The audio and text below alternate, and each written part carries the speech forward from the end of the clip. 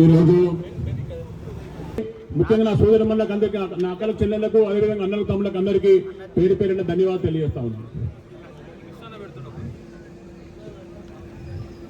ఇది చాలా తీవ్రమైన సమస్య.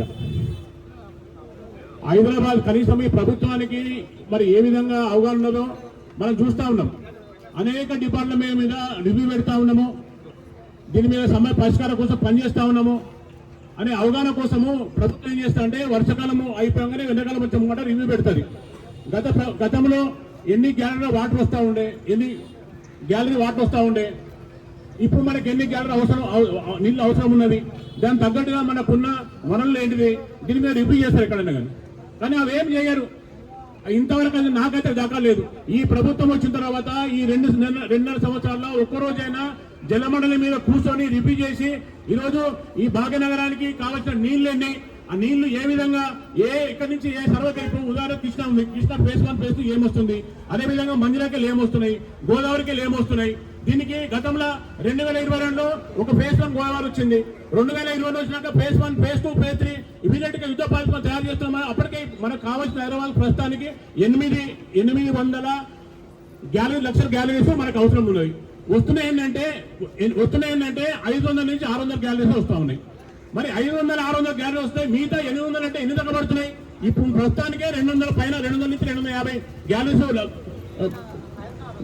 గ్యాలరీస్ ప్రభుత్వానికి మరి ఏ విధంగా చిత్తశుద్ధినది ప్రభుత్వం చెప్తుంది. ప్రతి కుటుంబానికి 660 రూపాయలు కట్టించుకుంటున్నారు. మేము 20 లీటర్లు ఇస్తున్నామన్నారు. మరి ఎవరికి 20 లీటర్లు వస్తున్నాయి? 20 కుటుంబానికి వస్తున్నాయా? లో ప్రెషర్ మరి బిల్లు మాత్రం ఖచ్చితంగా ముట్టుమింటే వసూలు చేస్తా ఉన్నారు. ఇది పక్కన పెట్టేసి దీని మీద ఏ రోజు రివ్యూ చేసే పరిస్థితి లేదు, ఏ రోజు దీని మీద మాటన దాకా లేదు ప్రభుత్వం. గత ప్రభుత్వం అదే పడుతుండే, నేను రోజు నీళ్ళు ఇస్తామని చెప్పారు, రోజు కాదు ఎన్నో నీళ్ళు పాపని వాళ్ళకి అప్పుడుదే సమస్య ఉండే. అప్పుడుదే పోరాడి ఈ ప్రభుత్వం వచ్చిన తర్వాత మేము దీన్ని ఖచ్చితంగా ఈ సమస్య పరిష్కరిస్తామని గొప్ప మాటలు చెప్పి హామీలు ఇచ్చారు. ఇది పక్కన పెట్టి రోజో ప్రకటన చేస్తారు, మేము మూసి పక్షంలో చేస్తున్నామంటారు. అరే మూసి పక్షాలు కాదని ఆయన తాగుతాను నీళ్ళు లేవు, ముందు నీళ్ళు లేవని చెప్పి జన గొగ్గోలు పెడతా ఉన్నారు. జన సమస్య పక్కన లేదు, కేవలం ఏంటంటే ఇలా కమిషన్లు కావాలి, కాంట్రాక్ట్ కావాలి. దాని మీద ఈ కమిషన్ల మీద ఈ ప్రభుత్వానికి ఏమొస్తుంది? ఈ కమిషన్లతోని అక్కడ ఢిల్లీ రాష్ట్ర ఢిల్లీ పార్టీ డబ్బులు పంపించడం కోసం ఈ ప్రభుత్వం పనిచేస్తుంది తప్ప ఈరోజు ఇంతకన్నా కనబడతలేదు. మనం చూస్తాను రోజు పేపర్లలో, మీడియా ప్రకారం చూస్తూ ఉంటే అనేక చోట్ల భూములు అమ్ముతా ఉన్నారు. మరి అమ్మి ఎవరికొల్లో పెడతా ఉన్నారు, దేనికి కడతా ఉన్నారు? ఈరోజు ప్రయాస ఇది చాలా గంభీరమైన సమస్య. దీన్ని ఇంతకన్నా వేరే సమస్య ఏముంటుంది? నీళ్ళ సమస్య కోసము కనీసం కార్యాచరణ ఉంది దగ్గర. ఇప్పుడు గోదావరి నుంచి ఫేజ్ 2 ఫేజ్ 3 రావాలి. ఫేజ్ 2 ఫేజ్ 3 కోసం నిధులు కేటాయించిరా? మరి ఫేజ్ 2 ఫేజ్ 3 పని అవుతున్నాయా? ఎప్పటికీ నీళ్ళు వచ్చే అవకాశం ఉన్నది. దాని గురించి ఏ మంత్రి కానీ ఈ ప్రభుత్వం కానీ ప్రకటన చేయడం, దాని గురించి మాట్లాడరు. అంటే ఈ ప్రభుత్వం దగ్గర ఎంత చిత్తశుద్ధి ఉందో, మాటలు భాగ్యనగరానికి మేమే వారసులము, భాగ్యనగరం గొప్పగా ఈ ప్రభుత్వం అని చెప్పేసి కేవలము మాటల ప్రభుత్వమే. ఇది మాటలతోనే మనం దుష్టమనిస్తా ఉన్నారు. ఇక్కడ ఉన్న సీజీఎం గారు ఉన్నారు. మరి సీజీఎం గారు ఉంటే ఇక్కడ ఉన్న డివిజన్లన్నీ అన్ని రిపోర్ట్స్ లేదు. సమగ్ర సర్వే అని చెప్పి ప్రతి కుటుంబం యొక్క సర్వే తీసుకున్నారు. సర్వే ద్వారా ఏ కుటుంబంలో ఎంతమంది ఎక్కడో సభ్యులు ఉన్నారో, ఈ ప్రాంతంలో ఎంతమంది సభ్యులు నివాసిస్తున్నారో, వీళ్ళకి నీళ్ళు ఏమవసరం అని దీన్ని లెక్క కట్టే అవసరం వరకే ఉంది. ఈ సీజీఎం ఉన్నది. మరి సీజీఎం ప్రభుత్వానికి చెప్ప నివేదిక ఇవ్వాలి కదా. ఎప్పుడో అనుకోని 30-40 సంవత్సరాలు వేసిన పైప్ లైన్లే ఉన్నాయి. ఏ రోజు పట్టా ధాన్య సమస్య ఉద్యోగం ఉన్నది. ప్రతి రోజు 10 బస్తీలా ఏ రోజు గడపడొస్తావా?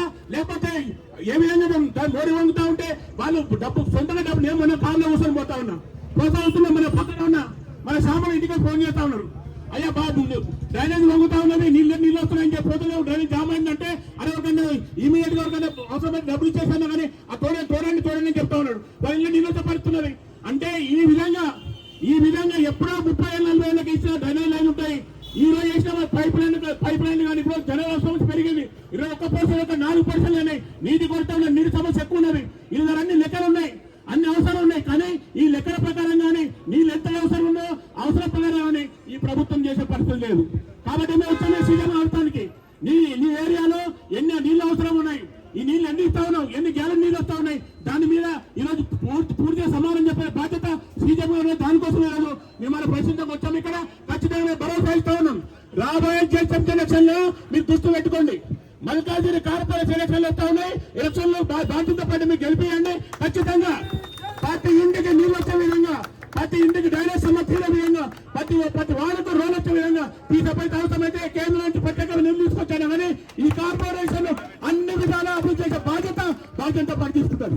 కాబట్టి మీరందరూ ఆలోచన చేసి ఖచ్చితంగా రాబోయే కాలంలో ఈ ప్రభుత్వానికి బుద్ధి చెప్పాల్సిన అవసరం ఉంది. కాబట్టి మరీ చెప్తా ఉన్నాం, ఈరోజు దీన్ని ఖచ్చితంగా మనము ఓటు బ్యాంక్ అనే బుద్ధి చెప్పాలి ప్రభుత్వానికి అని చెప్పేసి తెలియజేసుకుంటూ ఈ సమస్య కోసం బాధ్యత పాటు ఖచ్చితంగా మేమందరం వచ్చి పోరాడి ఈ సమస్య తీరవచ్చు వరకు ఈ ప్రభుత్వాన్ని కానీ హందుతాను కానీ వృద్ధిపడి సమస్యలే అని చెప్పేసి తెలియజేసుకుంటూ మరొకసారి ఈరోజు పిల్లలు ఇంతమంది ఈ కార్యక్రమం నాయకులకు అందరికీ పేరున ధన్యవాదాలు తెలియజేసుకుంటూ ధన్యవాదాలు.